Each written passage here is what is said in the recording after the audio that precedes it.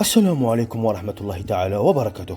مرحبا بكم في قناة نيوز نتورك دي زاد. قبل أن نبدأ الفيديو لا تنسى أن تشترك في القناة وتضغط على زر اللايك وتفعل الجرس حتى يصلكم كل جديد.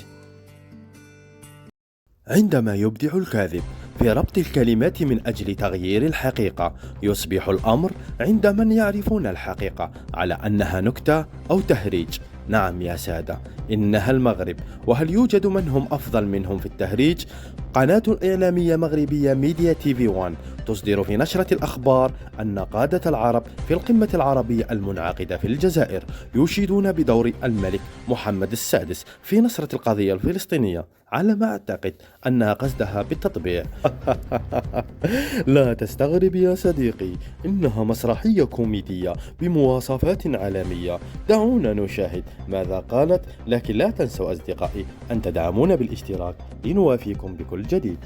جامعة الدول العربية على مستوى القمة في ختام أعمال دورته 31 اليوم بالجزائر بالجهود المتواصلة التي يبذلها الملك محمد السادس رئيس لجنة القدس من أجل الدفاع عن القدس الشريف.